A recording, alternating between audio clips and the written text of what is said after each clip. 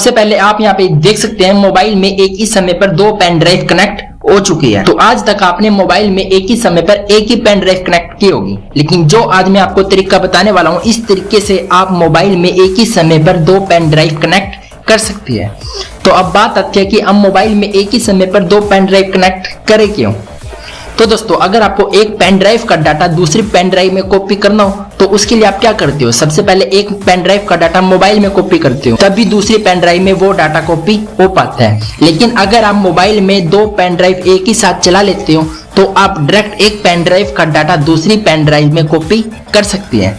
तो कैसे आप एक मोबाइल में दो पेन ड्राइव चलाएंगे, तो चलिए अभी मैं आपको बता देता हूँ।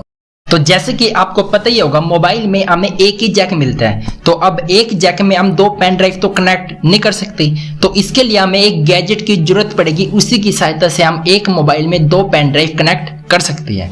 तो इस गैजेट का नाम है यहाँ पे USB हब। मैंने यहाँ पे जेब्रोनिक्स USB हब बाय किया हुआ है। अगर आप इसे बाय करना चाहते हो तो आपको इसका लिंक डिस्क्रिप्शन में मिल जाएगा।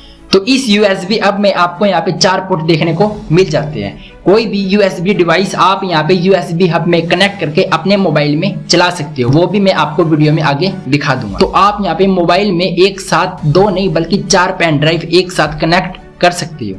तो चलिए अभी मैं आपको दिखाता हूँ कि आप कैसे कनेक्ट करेंगे।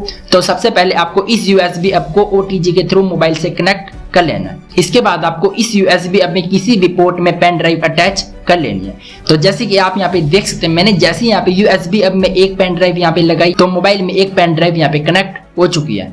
तो अब मैं यहाँ पे दूसरी पेन ड्राइव लगा लेता हूँ, तो दूसरी पेन ड्राइव भी अब यहाँ पे मोबाइल में यहाँ पे कनेक्ट हो चुकी है। तो अब यहाँ पे 2 पोर्ट और बचे हुए हैं। अगर मैं इन 2 पोर्ट में भी यहाँ पे पेन ड्राइव यहाँ पे लगाता हूँ तो चारों पेन ड्राइव यहाँ पे मोबाइल में एक साथ यहाँ पे कनेक्ट हो जाएगी।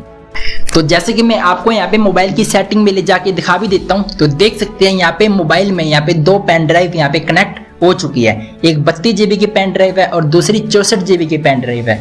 तो इस प्रकार से आप यहाँ पे मोबाइल में 2 पेन ड्राइव कनेक्ट कर सकती है, 2 नहीं बल्कि 4 पेन ड्राइव कनेक्ट कर सकती है। हालांकि मेरे पास अभी यहाँ पे 2 पेन ड्राइव है, वरना 2 पेन ड्राइव और होती तो मैं आपको यहाँ पे 4 पेन ड्राइव एक साथ कनेक्ट करके दिखा देता। हालांकि फिर भी आप टेंशन ना लो, इन 2 पोर्ट का भी मैं आपको यूज करके दिखाऊंगा। तो अब बात करते हैं कि मोबाइल में तो हमने 2 पेन ड्राइव कनेक्ट कर ली, लेकिन अब 2 पेन ड्राइव को मोबाइल में यूज कैसे करें। तो इसके लिए आपको सबसे पहले फाइल मैनेजर ओपन कर लेना है। यहाँ पर आपको OTG स्टोरेज मिल जाएगी। जैसे ही आप यहाँ पे क्लिक करेंगे तो आपके सामने यहाँ पे पेन ड्राइव ओपन हो जाएगी। इसके बाद आपको यहाँ पे इस आइकन पर क्लिक करना है। जैसे ही आप यहाँ पे क्लिक करेंगे तो आपके सामने यहाँ पे दोनों पेन ड्राइव शो हो जाएगी। आपको जिस भी पेन ड्राइव के डाटा को देखना है, आपको उस पेन ड्राइव पर क्लिक कर देना, तो उस पेन ड्राइव में जो भी डाटा होगा वो आपको यहाँ पे शो हो जाएगा। दोस्तों, अगर आप यहाँ पे इस तरह से कंफ्यूज हो रहे हैं कि ये कौन सी पेन ड्राइव का डाटा है, तो इसके लिए मैं आपको दूसरा तरीका बता देता हूँ। तो आपको यहाँ पे नोटिफिकेशन में आ जाना है।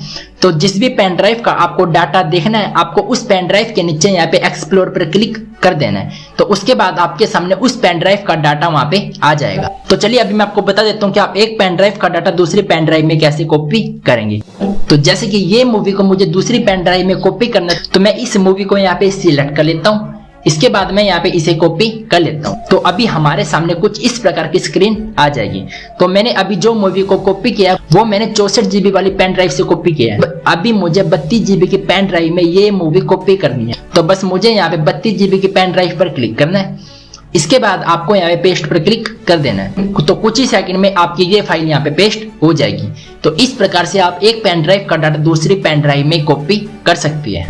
तो जैसे कि आप यहाँ पे देख सकते हैं, इस USB हब में यहाँ पे अभी भी यहाँ पे 2 पोर्ट बचे हुए हैं। तो मैं अभी एक पोर्ट में यहाँ पे माउस कनेक्ट कर लेता हूँ। आप यहाँ पे mouse, keyboard, card reader, anything जितने भी USB डिवाइस है, आप इसमें यहाँ पे USB हब में कनेक्ट करके अपने मोबाइल में चला सकते हो। तो मैंने यहाँ पे माउस को यहाँ पे कनेक्ट कर लिया, मोबाइल में यहाँ पे अब ये कनेक्ट हो चुका है। अब मैं अपने पूरे मोबाइल को यहाँ पे इस माउस के थ्रू यहाँ पे कंट्रोल कर सकता हूँ। देख सकते हैं मैं YouTube यहाँ पे एक्सेस कर पा रहा हूँ। अगर मुझे यहाँ पे कोई वीडियो यहाँ पे प्ले करनी है तो वो मैं यहाँ पे माउस के थ्रू कर सकता हूँ। पूरे मोबाइल को मैं यहाँ पे माउस के थ्रू कंट्रोल कर सकता हूँ। रुको, अभी एक पोर्ट और बचा हुआ है ना, अभी मैं इसको भी आपको यूज करके दिखा देता हूँ। तो मेरे पास यहाँ पे एक कार्ड रीडर है, मैं इस कार्ड रीडर को यहाँ पे अटैच कर लेता हूँ। तो देख सकते हैं ये कार्ड रीडर भी यहाँ पे अटैच हो चुका है। यहाँ पे रेड लाइट यहाँ पे ऑन हो चुकी है। हालांकि मेरे पास यहाँ पे मेमोरी कार्ड नहीं है। अगर मैं इसमें यहाँ पे मेमोरी कार्ड लगा लेता हूँ तब मुझे वो मेमोरी कार्ड मोबाइल में डालने की जरूरत नहीं। मेमोरी कार्ड के डाटा को ऐसे ही एक्सेस किया जा सकता है। तो अब आप यहाँ पे देख सकते हैं चारों पोर्ट अब यहाँ पे यूज हो चुके हैं।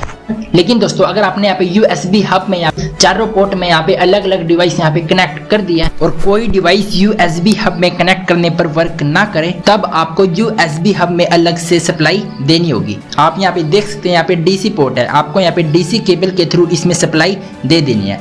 यहाँ पे अडेप्टर के थ्रू दे सकते हैं या फिर पावर बैंक के थ्रू इसमें सप्लाई दे दीजिएगा। हालांकि इसकी जरूरत बहुत कम पड़ेगी, ऐसी कनेक्ट हो जाएगा। DC पोर्ट दिया हुआ था, सोचा इस बारे में भी बता देता हूँ। तो इस प्रकार से आप एक मोबाइल में 2 पेन ड्राइव ही नहीं बल्कि 4 पेन ड्राइव को कनेक्ट कर सकते हैं। तो अगर आपको इस USB हब को बाय करना हो तो इसका लिंक आपको डिस्क्रिप्शन में मिल जाएगा। तो वीडियो कैसी लगी कमेंट करके जरूर बताइएगा। तो मैं मिलता हूं आपको किसी और न्यू वीडियो में, तब तक के लिए जय हिंद जय भारत।